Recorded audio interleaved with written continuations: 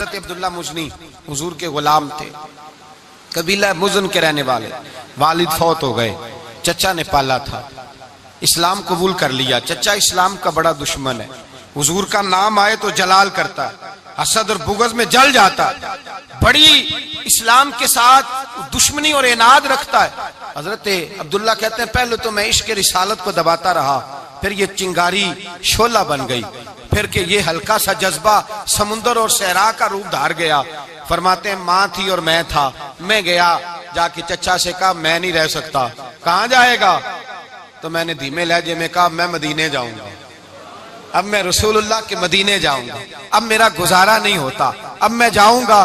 کہتے ہیں چچا کہنے لگا اچھا تو وہاں جائے گا؟ تجھے میں نے پالا، میں نے پوسا، وہ مکان میں نے تجھے بنا کے دیا، تیری جیب میں جو پیسے ہیں میرے دیے ہوئے ہیں۔ کہتے ہیں میں نے کہا چچا میں سارا کچھ سوچ کے آیا ہوں، مکان بھی تو رکھ لے، پیسے بھی رکھ لے۔ کہتے ہیں اس نے ہر چیز رکھوا لی۔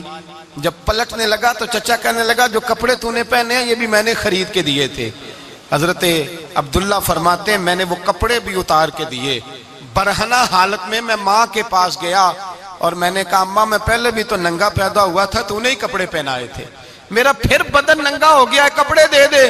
کہتے ہیں 2 بیویوں والے کپڑے اماں نے دیے، ایک میں نے تامت باندھ لی، دوسرا اوڑھ لیا اور مدینے پہنچا۔ کہتے ہیں جب میں ٹھنڈی رات مدینے پہنچا تو کالے رنگ کے حبشی غلام حضرت بلال دودھ کا پیالہ لیے کھڑے تھے، ہاتھ میں کھجوریں تھی، کمبل تھا، کہنے لگے آجا آجا۔ مصطفیٰ نے فرمایا تھا قبیلہ مزن سے میرا غلام آ رہا ہے، میں ساری رات سے تیرا انتظار کر رہا ہوں۔ حضرت جناب سیدنا عبداللہ رضی اللہ تعالیٰ عنہ فرماتے ہیں میری مشکل آسان ہوئی، فرماتے ہیں مجھے مدینے میں اعزاز مل گیا، مجھے عزت مل گئی، ہر آدمی میری قدر کرنے لگا۔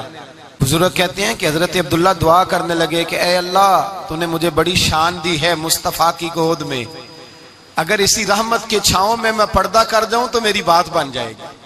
حضرت عبداللہ کا وصال بھی رسول اللہ کی گود میں ہی ہو گیا، گود میں، نہ کوئی رشتہ دار، نہ کوئی تعلق دار، نہ کوئی ہمسایہ اپنا، نہ کوئی چچا، نہ کوئی ماموں، شہر میں تنہا۔ جنازہ اٹھا تو اٹھانے والے کون؟ ابو بکر صدیق، فاروق اعظم، عثمان غنی، مولا علی، حسنین کریمین جنازے میں شامل۔